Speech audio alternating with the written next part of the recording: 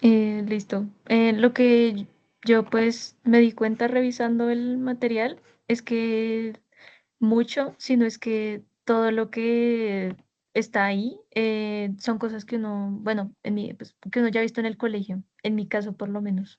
Son como temas de estadística que enseñan en el colegio, lo de los gráficos, el tema de las tablas de frecuencia, los tipos de gráficos de barra, circular y histograma y las medidas de tendencia central. Yo todo eso lo vi en el colegio, en bachillerato y en secundaria algunos pocos temas más. Correcto, Karen. Gracias por tu aporte. Aparte de Karen, ¿quién más quiere participar mencionándonos algo acerca de ese material? Pues bastantes partes de eso no entendí muy bien porque yo nunca he sido muy bueno con la matemática, pero puede al menos terminar de buena manera. Entonces, pues, no está tan difícil, aunque sí se me dificultó un poquito, pero sí lo logré.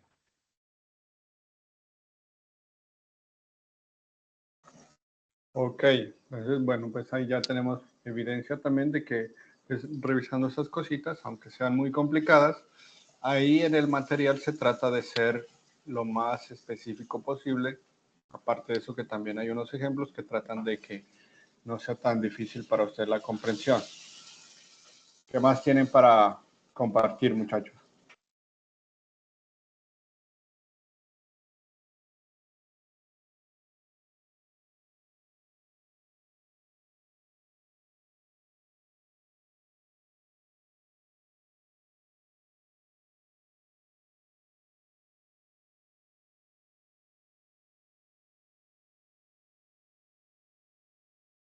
Los escucho.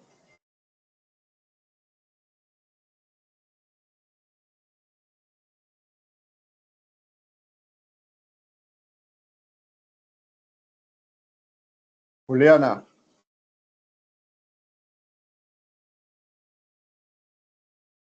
Buenas noches. Pues yo no he podido verlo todo, pero estoy como en lo de los volúmenes y de los ángulos, creo, como eso he visto. ¿Y qué te pareció? ¿Fácil o difícil? ¿Complejo o sencillo? Me ha gustado mucho, la verdad. Es algo que, o sea, no conocía en realidad, pero me ha gustado mucho ese tema. Aunque como de los senos y el coseno, siento que es un poco complejo aprenderse como esas ecuaciones, pero me ha gustado también. Ok, gracias por el aporte. Bueno, uno más, muchachos. ¿Quién quiere compartirnos su experiencia?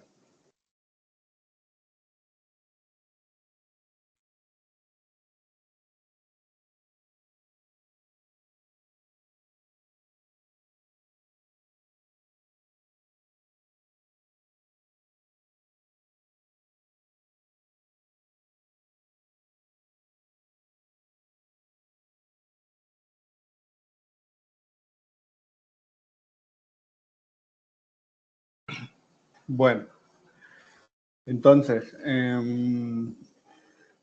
muchachos, pues igualmente, gracias por el compromiso, por compartir su experiencia con la revisión. John, te escuchamos.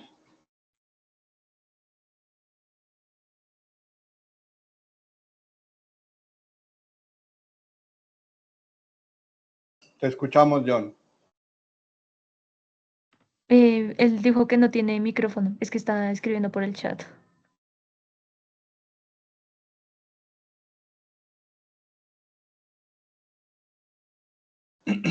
Ok, perdón. Yo estoy acá en la visualización del material y la guía, entonces no había visto la reunión. Listo, John nos dice que le pareció sencillo y en lo personal también le gusta la trigonometría. No tengo micrófono. Listo. Igualmente, gracias por ese aporte también. Bueno, entonces ya son 4 compañeros los que nos han compartido sus experiencias revisando ese material, y miren que de acuerdo a lo que ellos pues nos comparten ahorita, pues nos dan ahí a entender, pues no es algo difícil de comprender. Ese material trata de ser lo más sencillo y lo más claro posible, aparte de que también en algunos de las explicaciones de esa temática también se aplican ejemplos. Por ahí una compañera nos dijo que pues le pareció un poquito complejo lo del seno y el coseno, pero que igualmente pues seguía siendo agradable revisar ese material.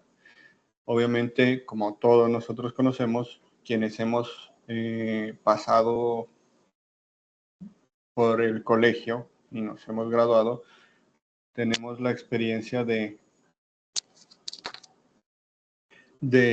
ya conocer esas temáticas, o por lo menos las bases, ya las tenemos las bases de esas temáticas para comprenderlas un poquito mejor.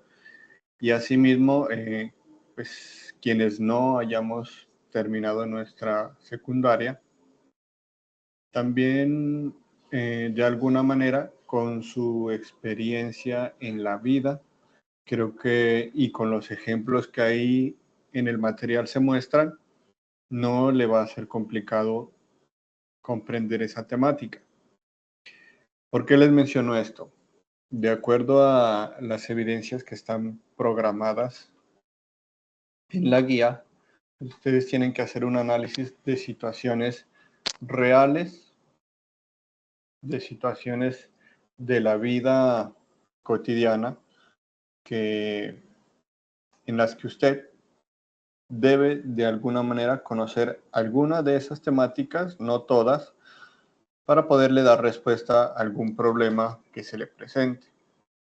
En sí, en la vida, pues nosotros diariamente aplicamos matemática en cualquier situación, sea una matemática básica, intermedia, avanzada, igualmente siempre la estamos aplicando. Pues la que normalmente se usa o la que empleamos todos pues es la matemática básica y la que todos conocemos, la suma, la resta, la multiplicación y la división. Para el caso de pues, la matemática intermedia, como en el material se muestra, la hipotenusa, el plano cartesiano, las ecuaciones, los cuadrantes, los volúmenes, de alguna manera también los aplicamos, y ese conocimiento también sirve para hacer unos cálculos de algunos datos que podemos conocer aplicando o resolviendo esas ecuaciones, y que pues son una incógnita mientras no apliquemos las ecuaciones o los ejercicios que debamos realizar para resolverlos. Pregunta, muchachos. Bueno, ahí en ese material también se nos presentan unos videos. Un video es bastante larguito, dura más de 1 hora, de unas explicaciones. Pero asimismo también hay videos cortos en los que se nos trata de explicar y de dar ejemplos de esas temáticas. Entonces, cuando hablamos de volumen, ¿de qué estamos hablando? ¿Quién me ayuda con esa respuesta?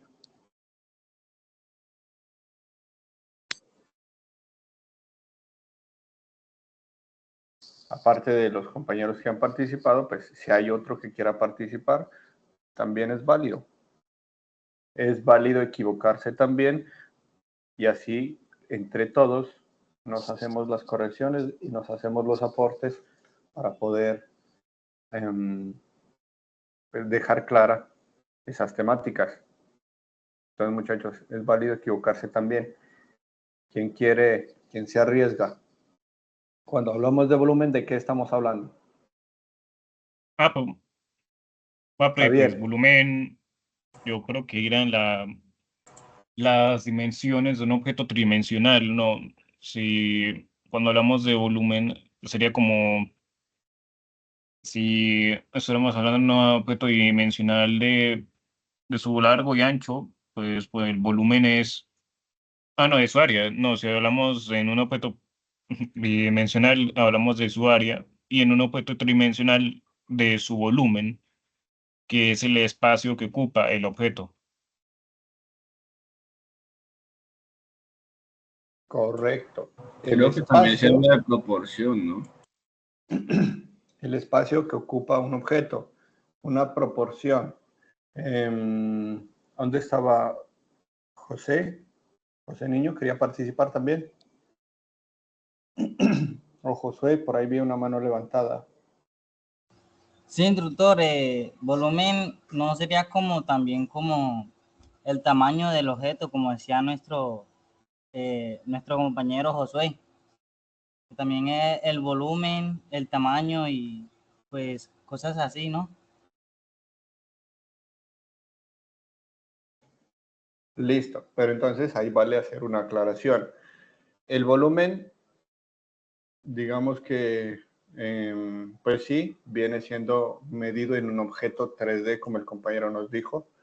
El volumen no es el tamaño, sino que depende del tamaño. Y al otro compañero por ahí mencionó que podría ser una proporción. ¿Una proporción en relación a qué? A sus dimensiones dependiendo lo que se vaya a calcular. Una proporción a las dimensiones. Digamos que es una proporción que se ocupa en un espacio dependiendo de las dimensiones, como para ser un poquito más claro ahí, en esa parte. ¿Listo? Entonces ya nos viene quedando claro lo que es el volumen, que es todo ese espacio que ocupa un cuerpo. ¿Listo? Ese espacio está medido en dimensiones de alto, largo y ancho. Y también pues depende del tamaño de ese largo, ese alto y ese ancho. ¿Cierto? Bueno. ¿Qué más, muchachos? ¿Qué más les puedo preguntar? Hablaba también ese material de un plano cartesiano. ¿Quién me ayuda compartiéndonos algo sobre el plano cartesiano? Bueno, por acá, el chat.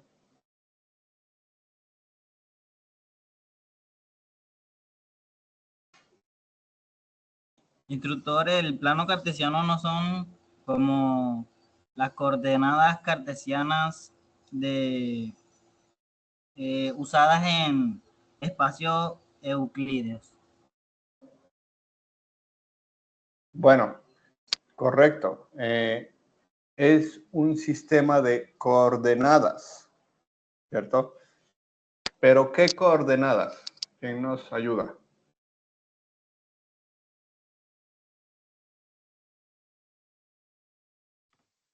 Coordenadas en X y Y. Correcto, coordenadas X y Y. Esas coordenadas, ¿para qué nos sirven?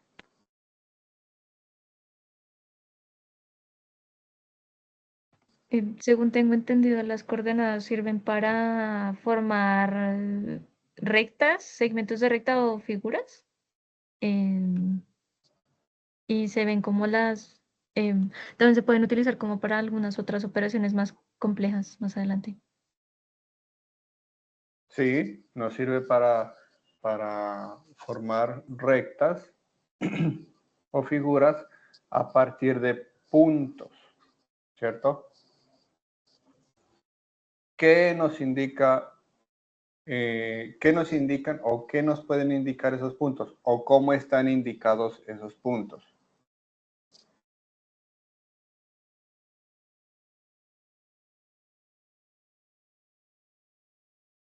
Según tengo entendido, los puntos se acomodan por primero el número que va en X y después el número que va en Y. El número que va en X, si es positivo, iría como en la sección de la derecha, superior de la derecha. Si es negativo, iría en la sección de la izquierda de arriba. Si es Y en Y sería como lo mismo, pero en las secciones de abajo, Y positivo y Y negativo. Primero es X y luego Y para las coordenadas. Bueno, eso es correcto. Entonces, esos puntos están dados a través de valores, tanto en el eje X como en el eje Y. Y mira que gracias por la participación también. Cuando tú nos dices, bueno, el eje X sería el de arriba a la derecha, el de abajo a la izquierda, ¿cierto? Esas partecitas de un plano cartesiano, de un plano cartesiano, arriba a la izquierda a la derecha, abajo a la izquierda o a la derecha, pues digamos que nos da pie a confusión, ¿cierto? Y ahí es importante aclarar que, perdón, cada una de esas partes del plano cartesiano, que son 4, se llaman cuadrantes, ¿sí? Entonces, esos cuadrantes tienen unos nombres definidos ya, ¿cierto? No es que yo le pueda llamar cuadrante 1, cuadrante 2, cuadrante 3, cuadrante 4 a cualquiera de ellos, ¿sí? Esos cuadrantes, así como los ejes X y Y ya están definidos, también están definidos los cuadrantes, ¿sí? El cuadrante 1 viene siendo el cuadrante que la compañera menciona en la parte superior derecha, ¿cierto? Tanto los valores de X como los de Y son positivos, ¿sí? Denme un segundito, busco por acá una imagen para mostrárselos, para no causar confusión.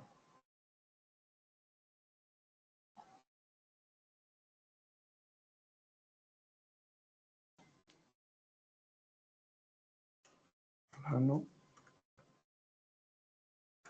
cartesiano.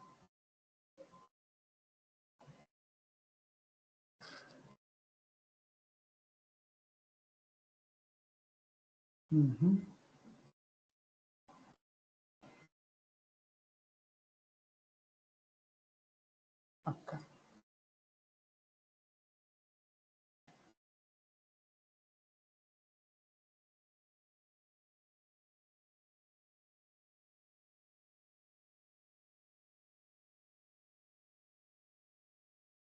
Listo.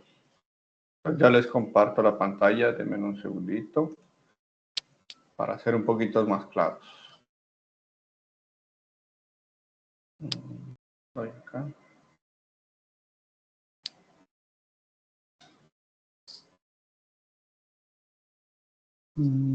Compartir.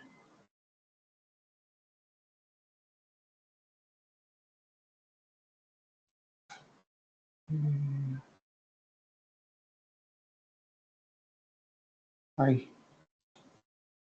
Listo. Bueno, ¿están viendo en pantalla el plano cartesiano? Sí, señor. Exacto. Entonces, mire,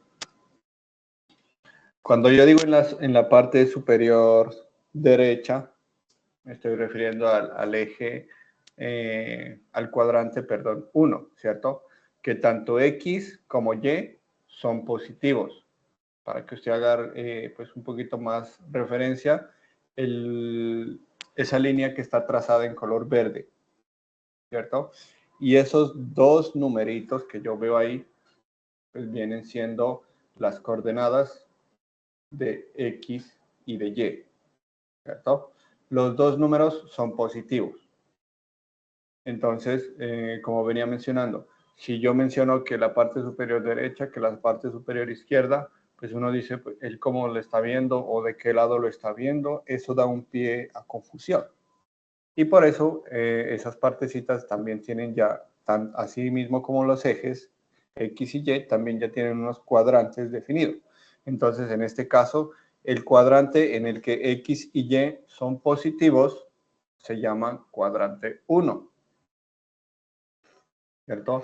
El cuadrante en el que X es negativo y Y es positivo se llama cuadrante 2.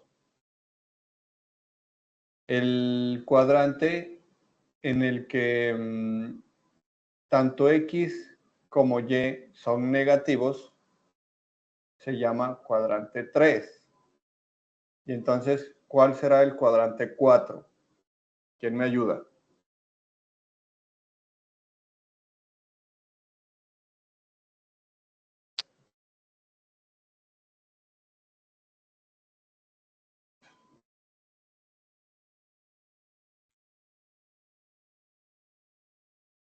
Pues el cuadrante 4 debería ser el de X positivo y Y negativo. Exacto, pues ahí queda sencillo, ¿no? Ahorita no está marcado ahí en la imagen, ¿cierto? Pero entonces ya sabemos que X es positivo y Y es negativo, ¿sí? Entonces, cuadrante 1, los numeritos en verde, cuadrante 2, los numeritos en rojo indicados ahí, cuadrante 3, los numeritos indicados en azul, y cuadrante 4, el cuadrante que está vacío, que no tiene un punto ahorita definido ahí. ¿Sí? Eso para no causar confusión, ¿cierto? La línea horizontal viene siendo el eje X y la línea vertical viene siendo el eje Y. ¿Sí? Ahora, ya sabemos que tiene 4 cuadrantes y esos cuadrantes se identifican en sentido contrario a las manecillas del reloj. ¿Sí? También ese material que se los invitó a revisar a ustedes hablaba sobre el teorema de Pitágoras. ¿Quién nos puede compartir algo sobre el teorema de Pitágoras?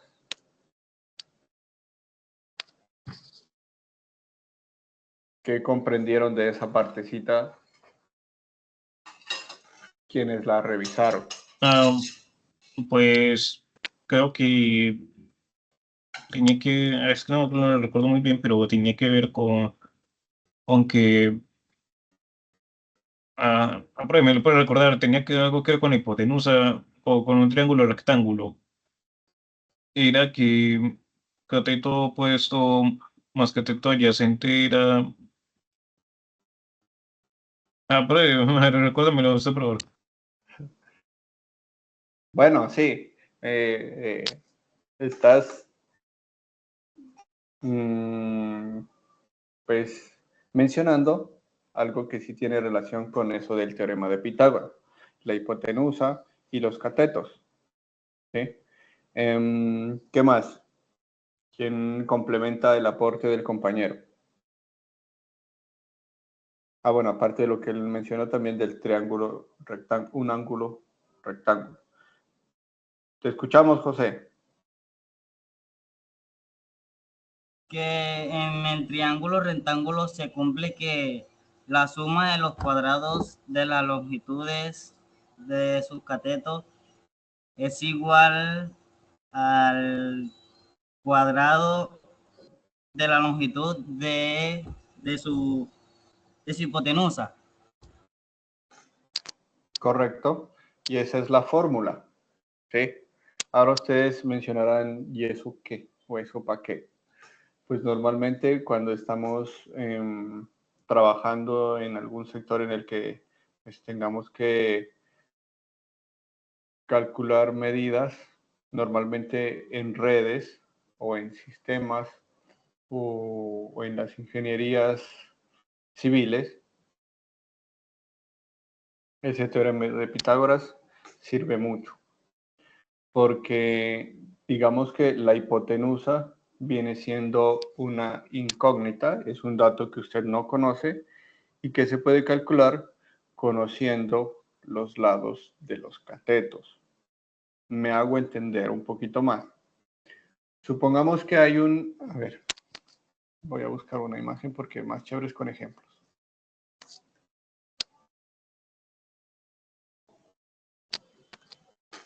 Por acá. Ejemplo de...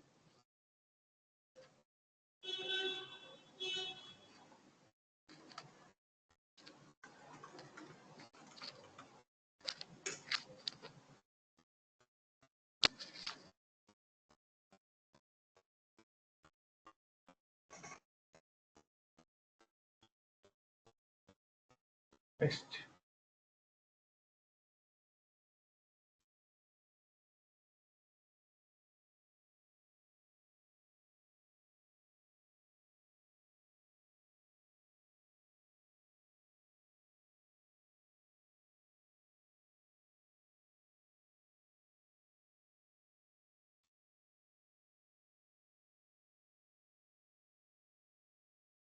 No, este no. Perdón.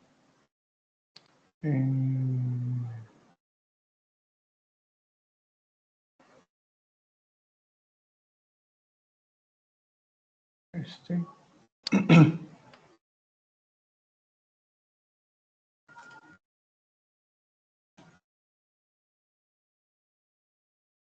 Son imágenes muy pequeñas las que estoy encontrando. Deme un minutico. Bueno, ya no. Ok, listo. Bueno, entonces les comparto ahorita pantalla nuevamente.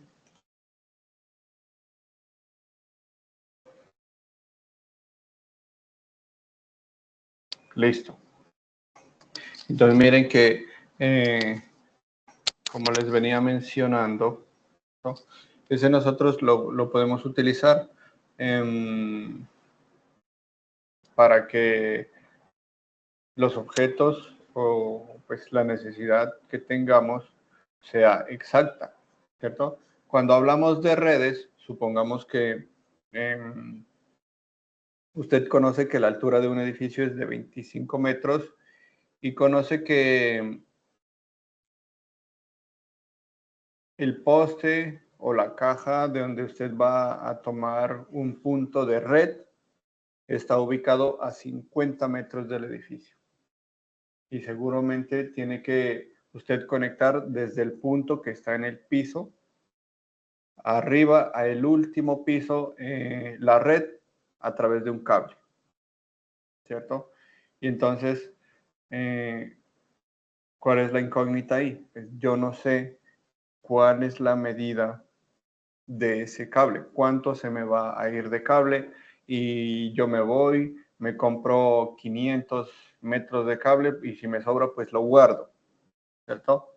Pues no, así no se trabaja. Cuando se trabaja en ingeniería o en, pues sí, en ingeniería civiles, en redes o en otras situaciones también, pues para eso se hacen esos cálculos, para no estar desperdiciando de alguna manera material o para no causar sobrecostos en algo, ¿cierto? Y entonces ahí es donde yo calculo la hipotenusa. ¿Qué es la hipotenusa?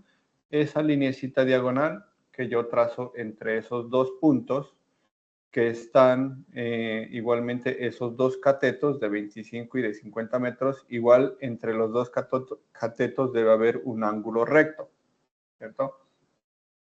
Y entonces aplicamos la fórmula que nos mencionó el compañero, que la hipotenusa al cuadrado viene siendo la suma de los cuadrados de los catetos, o sea, la suma del 25 al cuadrado más el 50 al cuadrado. ¿Eso que me va a dar? La hipotenusa al cuadrado. Y con ese dato, pues yo ya conozco o ya puedo fácilmente encontrar o conocer ese valor que necesito conocer para poder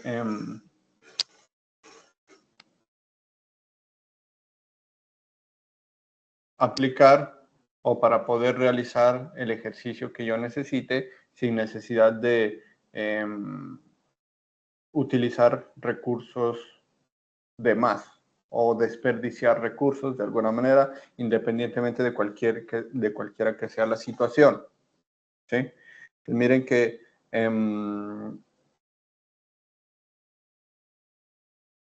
hablamos ya de los volúmenes, hablamos del plano cartesiano, hablamos del teorema de Pitágoras, todo eso lo utilizamos nosotros en la vida.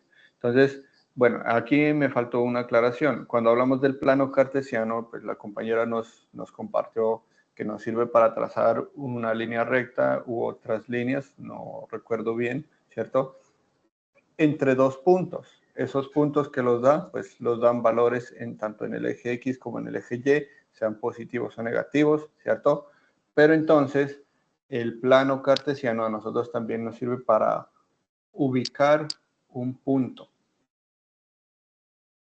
Cuando digo ubicar un punto, hago referencia a conocer la localización de algún objeto. ¿Sí? Normalmente eso lo utilizan los sistemas. Y nosotros, en su mayoría, también hacemos uso de un sistema que maneja esas coordenadas, ¿cierto? Alguna vez nosotros, pues yo me imagino que ustedes también han utilizado Google Maps, han utilizado Waze, ¿cierto? Y esas aplicaciones son aplicaciones que trabajan a través de coordenadas. Y esas coordenadas permiten ubicar un punto y también trazarle a usted pues, el recorrido que debe realizar para llegar hasta ese punto, ¿cierto? Asimismo, pues si ustedes han escuchado en las noticias también que cuando van a secuestrar, a liberar a alguna persona secuestrada o algún soldado secuestrado, dicen, pues los grupos paramilitares o los guerrilleros, no sé, o los grupos delincuenciales compartieron las coordenadas en los que van a entregar al soldado secuestrado. Bueno, ese tipo de cosas. A eso se refiere, a una ubicación de un punto. ¿Sí? Aparte de líneas rectas, entonces, también puede haber un solo punto en ese plano cartesiano que nos ayuda a nosotros pues, a ubicarnos, a ubicar o a llegar a esa localización, más bien dicho, ¿cierto? Aunque realmente sí serían dos puntos, miren, porque un punto vendría siendo yo, que soy el que necesita llegar hasta ese otro punto, que en ese caso pues no sería una línea recta, ¿no?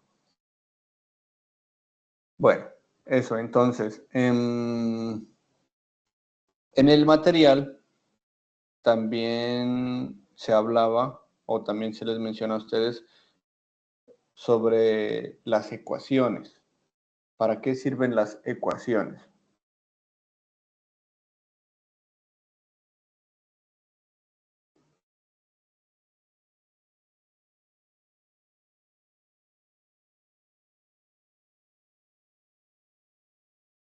Las escucho.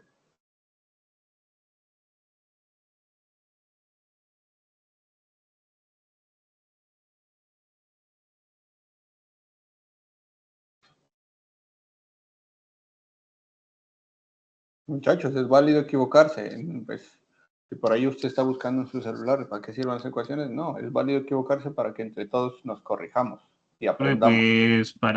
Pues para hacer cálculos complejos, pues por ejemplo, sirve mucho para calcular ah, la sombra del círculo, creo que se calcula con ecuaciones, ¿no?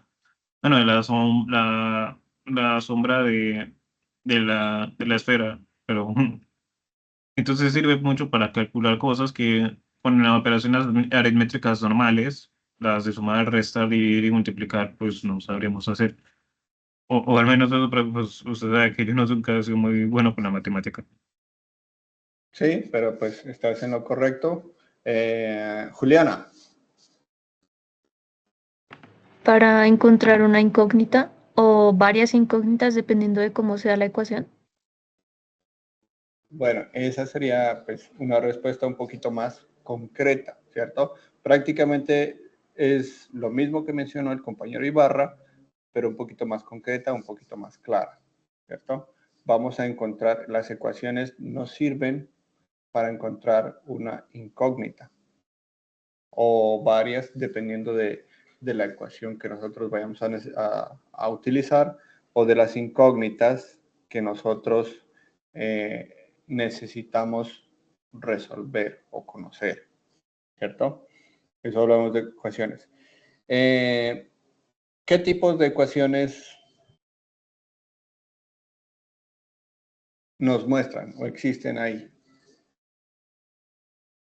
¿O recuerdan que existen? Yo me acuerdo que hay ecuaciones cuadráticas Creo que es de primero y segundo orden, si no estoy mal. Y también está las inecuaciones, las desigualdades. Listo. ¿Qué otras?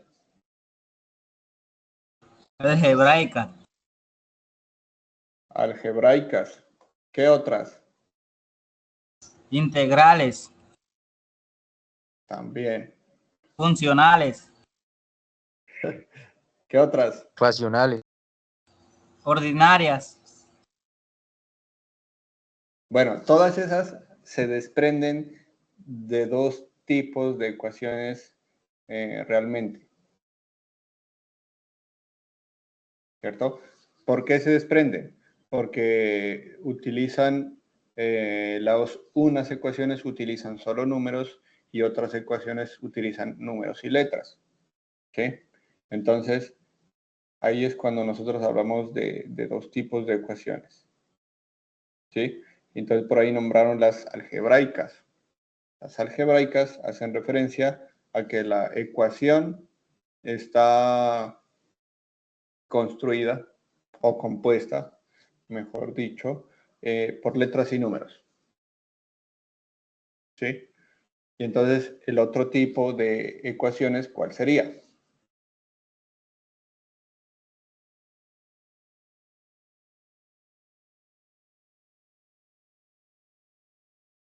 Las numéricas. Las numéricas, ¿cierto? Las que solo están compuestas por números, ¿cierto? Por ejemplo, una suma normal, ¿no? Una suma básica. Entonces, 5 más 6 igual 11. ¿Qué estoy haciendo ahí? Resolviendo una ecuación numérica, ¿cierto? Cuando yo ya digo 5x más 6x, ya no es una numérica, porque ya estoy utilizando datos diferentes a números, que vienen siendo las letras. Pero aquí está otra pregunta adicional, ¿cierto? A esa x, ¿cómo le llamamos nosotros en esas ecuaciones? ¿O qué representan esas x o esas y o esas letras?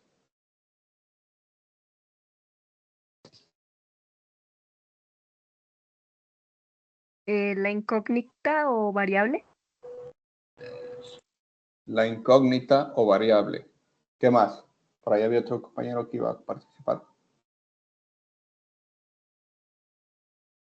Sí, no, ya iban a decir lo mismo. Yo estaba pensando que estaba recordando qué terminología se manejaba cuando se habla de una letra al lado de un número sobre la ecuación. Correcto, pues cierto. Ahí Vanessa, si no estoy mal, que fue la que participó, es la incógnita o variable. ¿Listo?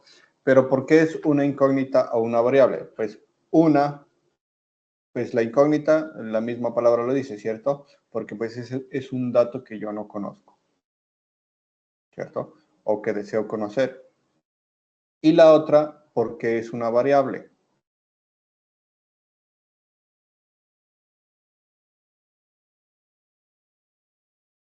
Pregunta para analizar, muchachos. Juliana.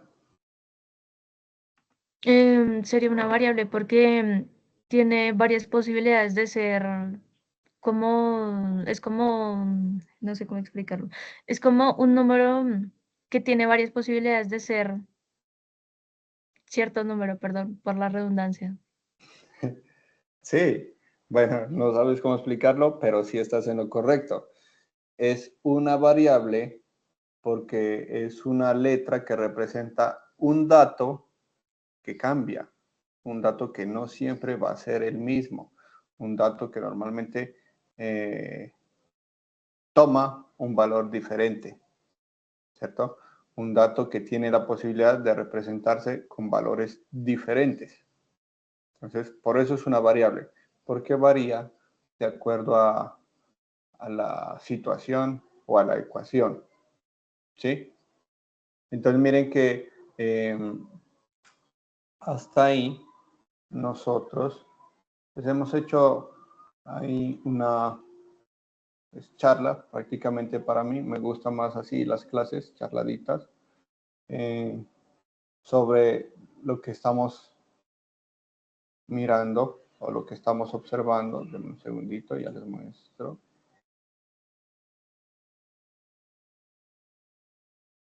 Acá. Listo. Miren, ¿cierto? Hablamos de área y de volumen. Pues área hablamos muy poco, por lo que eso lo tratamos en la anterior clase. Se les pidió a ustedes que revisen el material, por lo menos el de trigonometría, ¿cierto? Y también hablamos de trigonometría. Iniciamos hablando de volumen, de qué era volumen, cómo se representa el volumen, ¿cierto? Hablamos del plano cartesiano, hablamos de esas coordenadas, hablamos de esos cuadrantes, hablamos de para qué sirven, hablamos qué tanto podemos hacer en ese plano cartesiano, charlamos sobre las ecuaciones, los tipos de ecuaciones, el teorema de Pitágoras, ejemplos de aplicación de alguna manera en nuestra vida diaria de ese tipo de situaciones matemáticas que pues sin intención, por así decirlo de alguna manera, nosotros siempre los estamos aplicando en nuestra vida diaria, independientemente del nivel que conozcamos de matemática, lo estamos aplicando. ¿De qué más hablamos? De los tipos de ecuaciones, las numéricas, las algebraicas, ¿cierto? Entonces miren que hasta aquí ya hemos charlado o ya hemos avanzado en 3 temáticas de las que se les muestra ahí, ¿cierto? Seguramente ustedes también revisaron algo de funciones, ¿sí? Sobre eso de funciones, ¿quién nos puede compartir algo, muchachos?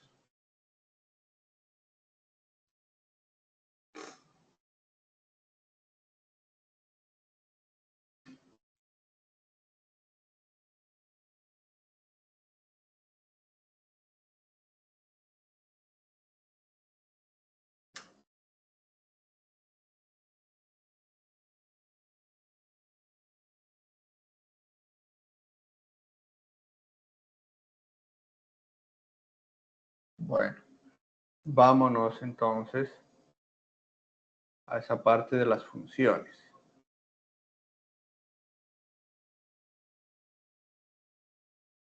¿Sí? Entonces miren que aquí están aplicando, o ahí en la imagen que se alcanza a ver, están aplicando o empleando pues, datos que de alguna manera nosotros ya conocemos, ¿cierto? El plano cartesiano, los 2 puntos, una línea trazada entre 2 puntos,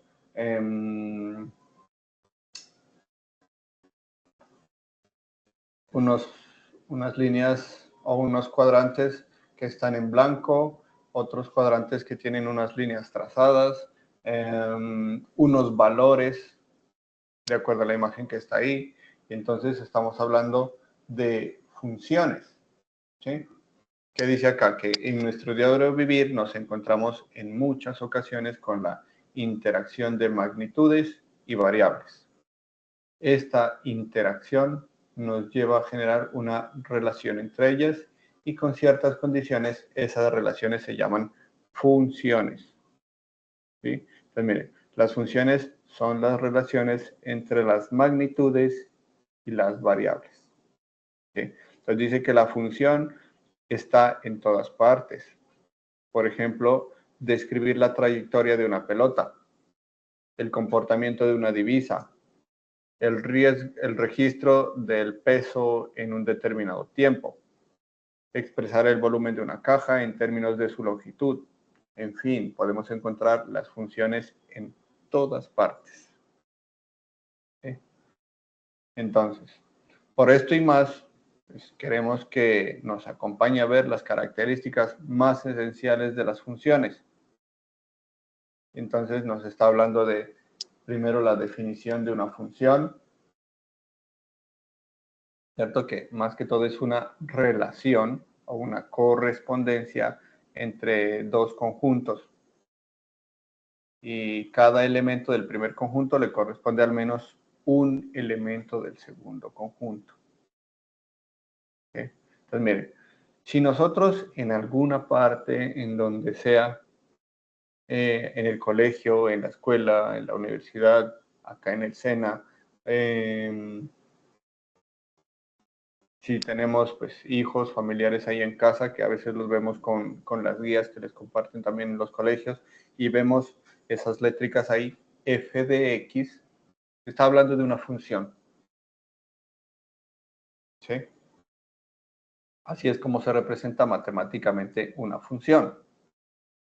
Entonces nos dice que generalmente se denota una función con una letra minúscula junto con un paréntesis con la variable independiente, que viene siendo la x, ¿cierto? F de x. Y fue dada por el matemático Euler en 1734. Bueno, eso es historia. ¿Sí? Entonces nos hacen un ejemplo de una función. La función de x viene siendo igual a menos 5x al cuadrado más 2 por 3. ¿Listo? G de x viene siendo x al cubo menos 2 de x, h de x, m de x, n de x. Todas son funciones. ¿Sí? Aquí nos aclara, miren, ¿qué es una variable? Un símbolo cualquiera que puede representar cualquier valor de lo que estábamos hablando, ¿cierto? No es un valor único o un dato dado exacto, un dato exacto, es un dato que varía, ¿sí? Por ejemplo, el promedio de 4 objetos, ¿cierto? O de 4 unidades. Después ese promedio cambia porque vienen siendo 5 unidades y el promedio siempre está representado con una X, una Y o una P o la letra o la variable que usted desea ahí darle. ¿Sí? Entonces, mire, habla de variables independientes y habla de variables dependientes. ¿Qué quiere decir eso? Una variable independiente representa una cantidad y puede tomar diferentes valores numéricos. ¿Sí? Y una variable dependiente es una variable que toma valores de acuerdo con la función, expresión, ecuación o modelo matemático que nosotros estemos trabajando. ¿Sí? Entonces, por acá ya nos hablan de dominio. Aparece el rango también. ¿Sí? Entonces nos dice que el dominio viene siendo otra función denotada por df, que es el conjunto de todos los valores que toma la variable independiente x. ¿Sí? Y entonces ahí hay un ejemplo sobre cómo aplicar esas funciones. ¿Sí? Pues no me voy a detener a repetirlas porque prácticamente es material que seguramente usted ya revisó o que lo debe revisar para comprenderlo un poquito mejor.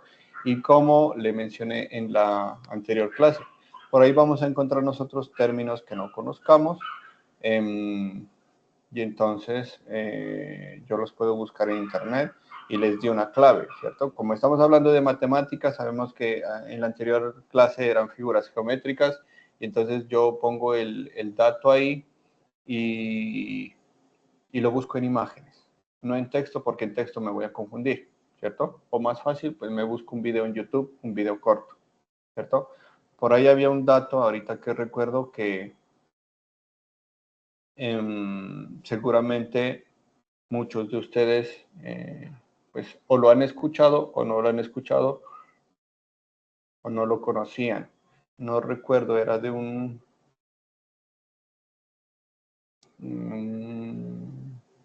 ¿cómo era ese dato? ¿Quién lo recuerda? Acá.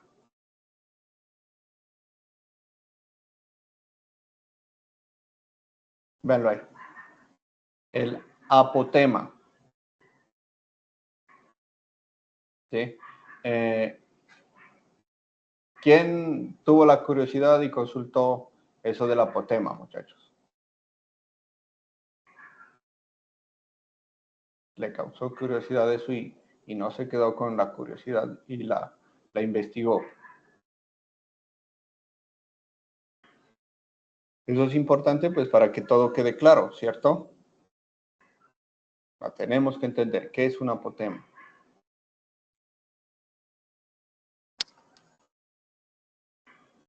Victoria. Es como la distancia que va desde el centro hasta el perímetro de un polígono. La distancia que va del centro hasta el ¿qué me dijiste? Como hasta el perímetro de un Bueno, polígono. hasta uno de los lados, ¿cierto? Sí. Es la distancia o el valor que toma o la longitud que toma desde el centro de ese polígono hasta uno de sus lados. Y en cualquiera de ellos, voy a regresarme, en cualquiera de ellos su valor siempre va a ser el mismo. Acá para ser más claros, ¿cierto? Miren, entonces, apotema, aquí es un punto central y desde este punto hasta A va a valer lo mismo que de este punto hasta el lado A y de aquí va a valer lo mismo. ¿Alcanzan a ver mi cursor del mouse? Bueno, para ser más claros, ¿cierto? ¿Por qué todos los lados de ese polígono están nombrados con A? Porque todos miden lo mismo. Y entonces todos los puntos desde el centro del polígono hasta su lado van a valer lo mismo siempre. Eso es el apotema. Lo que mide esa lineecita que alcanzan a ver ustedes ahí, en el centro de ese polígono. ¿Sí? Bueno, eso quería pues, hacer la aclaración por acá. ¿Listo? Entonces miren que ya avanzamos hasta funciones, ¿cierto? Solo queda una, la función lineal. Esa partecita sí se las voy a dejar de tarea. Por acá estábamos viendo, acá. Funciones reales. Ejemplo de aplicación de una función. Para terminar la clase veamos esta partecita, ¿sí? El ejemplo de la aplicación de una función. Bueno, ¿y por qué quiero que pues, ustedes también revisen esa última parte? Aparte de las aclaraciones que ya hicimos ahorita y pues de la charla que hicimos sobre todas las temáticas. Prácticamente nosotros resumimos aquí esas temáticas, que es lo que a usted le va a servir. ¿Sí? Pero entonces vámonos este último ejemplo de funciones. Entonces nos dice que, bueno, ahí Amos Dolbear fue un físico estadounidense que en 1987 publicó una ecuación donde se podía calcular la temperatura a partir de los chirridos de un grillo. La ecuación varía dependiendo de la especie del grillo. Entonces, dice que la ecuación para calcular la temperatura en grados Celsius a partir de los chirridos de un grillo campestre es T de C igual a 10 más C menos 40 sobre 7. Nos explica que C vienen siendo los chirridos por minuto y nos menciona que va a realizar las siguientes acciones para poder determinar a partir de la cantidad de chirridos que hace un grillo en un minuto, pues, para poder determinar la temperatura a partir de los chirridos que hace un grillo. Entonces dice que calcula la temperatura si se registran 145 chirridos en el minuto y cuál será la temperatura para un registro de 54 chirridos. Ahí lo que tenemos que hacer simplemente es reemplazar en esa función. Dice, es posible que se registraran 600 chirridos por minuto de un grillo en cualquier lugar del planeta. Esa es la respuesta o la pregunta que nosotros deberíamos contestar aplicando esa función, ¿cierto? Y por acá, pues simplemente lo que hace es reemplazar los datos que les acabé de mencionar o que ahí en el problema mencionan en esa función e irla resolviendo hasta encontrar finalmente un dato.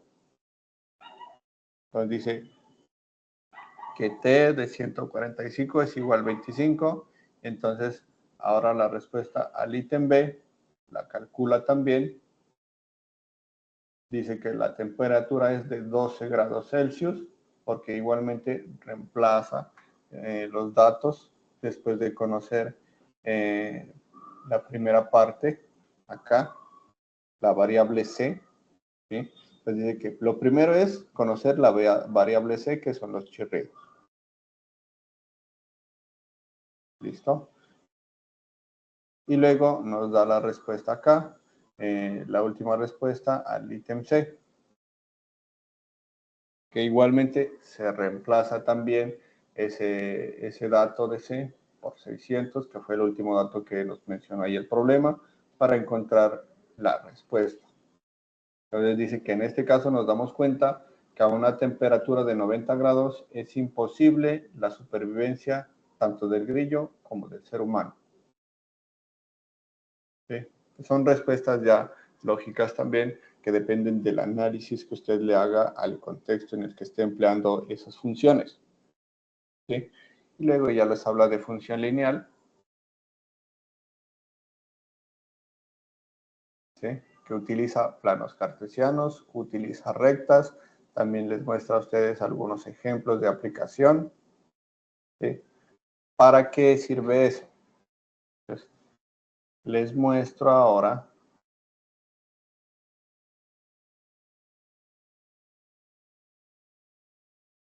la evidencia en la que nosotros vamos a trabajar.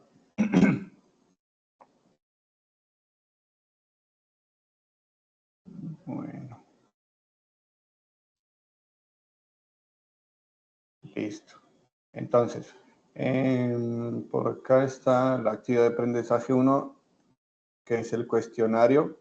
Es que hasta el momento,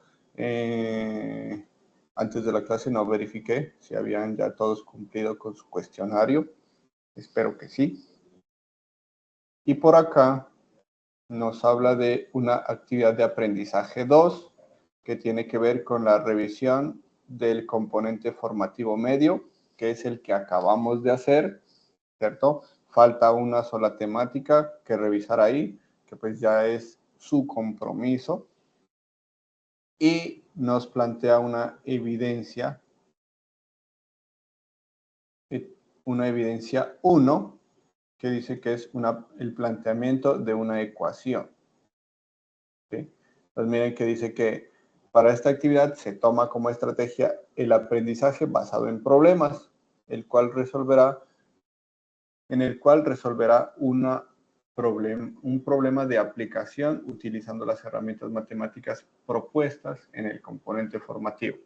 Entonces ahí es donde ya entra la importancia de conocer lo que es una ecuación, de lo que es una función, de conocer cuándo puedo emplear el teorema de Pitágoras, de conocer el plano cartesiano, cómo ubicar esos puntos, cuál es el eje X, cuál es el eje Y, de conocer también el volumen, los catetos, los ángulos, ¿sí? Todo ese tipo de situaciones. Entonces, nos menciona un problema de aplicación que dice, es sobre una casa de chocolate, que dice que una firma de arquitectos en una estrategia de mercadeo muy innovadora busca entregar a cada uno de sus clientes una casa en escala de chocolate, como se la ve en la imagen. La repostería que contrataron para llevar a cabo dicho proyecto tiene dos inconvenientes. El primero es el uso óptimo de la materia prima en el diseño de las casas. Miren que de eso hablamos nosotros, ¿cierto? Al inicio de la clase. ¿Para qué sirven esas cosas o esas situaciones? Para no utilizar material mucho más del necesario, ¿cierto? Y aquí está el ejemplo de que sí es real lo que estamos haciendo, lo que estamos mencionando y las temáticas que estamos tocando. El uso óptimo de esos materiales, ¿sí? Ese es el primero. Y el segundo es encontrar una opción económicamente viable para el empaque de la casa, ¿cierto? Ahí está donde entran también ese tipo de medidas. Bueno, la casa mide esto, entonces, ¿cuánto es la cantidad de papel o la cantidad de empaque que yo debo utilizar? ¿Sí? Dice que se solicita para aportar a la solución de esta situación, usted realice lo siguiente: plantear una ecuación que represente el área total de la casa de chocolate. También usted busque una función que represente el costo total de la casa de chocolate versus la cantidad de casas de chocolate. Y para eso debe tener en cuenta que hay unos gastos fijos como el costo de materia prima, el salario de los reposteros, el costo del material de la vitrina en el que se entregará la casa, entre otros. ¿Sí? Ya pues usted tiene que analizar qué otros es que tienen que ver ahí. Proponga una solución más rentable para la entrega de las casas de chocolate. Y aquí es donde entra también el problema de conocer, la ventaja de conocer qué es una variable o para qué sirve. ¿Sí? Y entonces, usted tiene que realizar un informe sobre esa ecuación. ¿Cómo es que voy a hacer la ecuación? ¿Qué quiero representar en la ecuación? ¿Cómo fue que la hice? ¿Sí? Entonces, la ecuación que define el área total de la casa, la función que relaciona el costo de las casas versus la cantidad de casas, ¿cierto? La propuesta de mejoras en el proceso, es decir, si utilizo esta cantidad, utilizo menos cantidad de este otro material y es económicamente mejor, ¿sí? Y hay una actividad de aprendizaje 3 que ya dice que también tiene que ver con ese material intermedio del que ahorita charlamos. ¿Qué dice la evidencia ahí? La evidencia 1 de la actividad de aprendizaje 3 dice que toma como estrategia el aprendizaje del estudio de caso, en el cual debe realizar usted un análisis de la información utilizando las herramientas matemáticas que pues de alguna manera ya conoce o conocimos en esta clase, ¿cierto? Y entonces vemos aquí el caso de estudio que dice que es el censo de una población, el censo de población y vivienda en Colombia. ¿Sí? Nos muestran unos datos sobre eso y nos dice que con base en los resultados obtenidos por medio de un video promocional, exponga las conclusiones extraídas de la consulta del caso. Es decir, ¿usted qué debe hacer? Leer ese caso de estudio. Dice que busque información en la página oficial del último censo en Colombia, el cual cuenta con el cual da cuenta de la población y vivienda a partir de un conteo y caracterización de habitantes colombianos, así como de viviendas y hogares. Con esa información se pretende generar una información estadística, la cual es un referente para la toma de decisiones en el orden político, económico y social. ¿Cierto? Entonces, ¿cuántos somos? Presenta la distribución de la población por sexo, por edad y porcentaje de personas, que viene siendo una proporción, que tienen dificultades para realizar actividades cotidianas.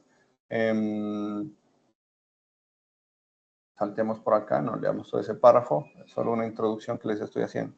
¿Dónde estamos? Pues dice que presenta la distribución por ubicación geográfica de la población, los hogares y las viviendas en el territorio nacional, las cabeceras municipales, rurales, los centros poblados. ¿Cómo vivimos? Dice que presenta el total de hogares y viviendas, su uso residencial o mixto, la distribución si es casa, apartamento, cuarto o una raza étnica. Y aquí está lo que nos interesa también, que dice, realice un análisis detallado de la información, revise si existen gráficos estadísticos que soporten esa información. En caso de no encontrarlos, usted debe elaborarlos, por ejemplo, histogramas, diagramas de barras, diagramas circulares, dependiendo de las variables analizadas. Y a partir de la información consultada, determine las variables que fueron objeto de medición en ese censo y precise a partir de ello cómo esos datos son esenciales para determinar el desarrollo de las variables demográficas. ¿Sí? Entonces, acá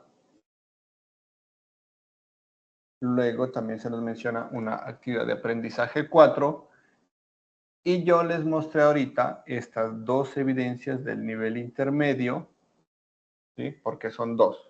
Pero entonces ahí está. ¿Cuántos sabemos aquí en la reunión? 14. A ver, leo lo que han mencionado por acá. Dice que propias son de los niños son funciones, el seno y el coseno, por eso va más de la mano con la física. Ah, bueno, sí, estás en lo correcto. Entonces, muchachos, son dos evidencias del nivel intermedio. Les acabo de mostrar la propuesta de esas dos evidencias, ¿cierto?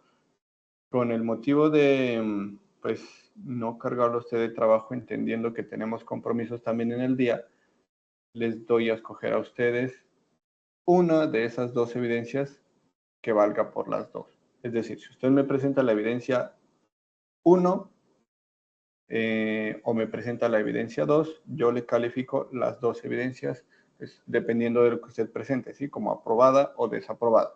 Entonces, ¿cuál quieren hacer? ¿La de la casa de chocolate o la del censo o las dos? Levante el dedito o la manito y me espera que lo cuente. Acá. ¿Quién quiere hacer la de la casa de chocolate?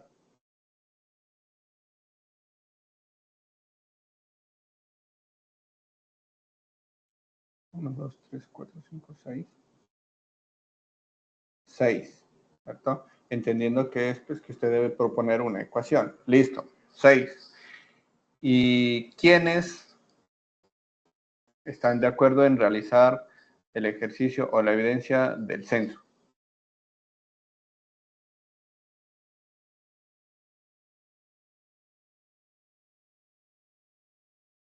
Uno.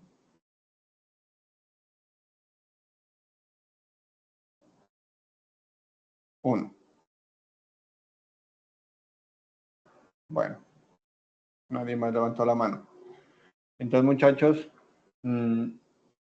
por mayoría de votos, aunque debería ser la mitad más uno, y en ninguno de los dos casos se superó la mitad más uno, me tendrían que hacer las dos evidencias. Porque pues si la votación es la mitad más uno, es válida. Hagamos de nuevo el ejercicio. Les doy la propuesta de presentar una sola evidencia para calificarle las dos. La evidencia de la casa de chocolate o la evidencia del censo. Debe ser la mitad más uno, le repito nuevamente la votación. ¿Desean hacer el ejercicio de la casa de chocolate? Levante la manito.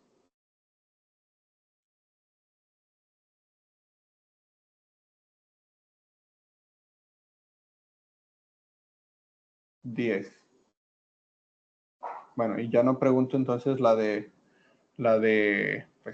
censo, que prácticamente serían solo 4, y por mayoría de votos en este caso, ya entonces presentamos la evidencia 1. ¿Listo? Ya es un acuerdo que hacemos. La evidencia 1 de la actividad de aprendizaje 2 se debe presentar. Entonces, muchachos, la próxima clase yo les voy a hacer a ustedes una actualización de quienes han entregado evidencias y quienes no, porque prácticamente ya estamos cerca de terminar esta temática, ¿sí? Y no hay pues más tiempo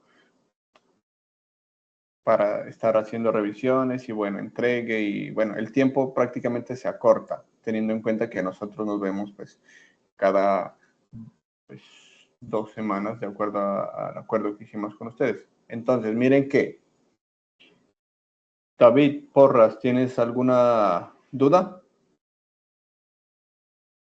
Te quedaste con la mano levantada. Bueno, entonces muchachos, atención. La próxima clase vendría siendo el 11 de septiembre. ¿Eso qué quiere decir? Que usted tiene 2 semanas para presentar esa evidencia. Trabaje de a poquitos, pero trabaje para poder entregar esa evidencia por lo menos hasta el... ¿Qué fecha vamos hoy? Perdón, hasta el... para que me den tiempo de revisarlo. Lunes. Hasta el domingo. Hasta el 8. ¿Sí? Vendrían siendo prácticamente 3, 6, 7, 10, 12 días, más o menos, que usted tiene para ir trabajando de a poquitos en esa evidencia y entregarla. ¿Sí? Y en la próxima clase actualizamos notas aquí con ustedes. ¿Vale? Pues no siendo más, por ahora dejamos la clase hasta ahí, muchachos, y les doy esta otra media horita para que adelanten trabajo de una vez. ¿Listo? Voy a Hasta luego, detener la profesor. grabación.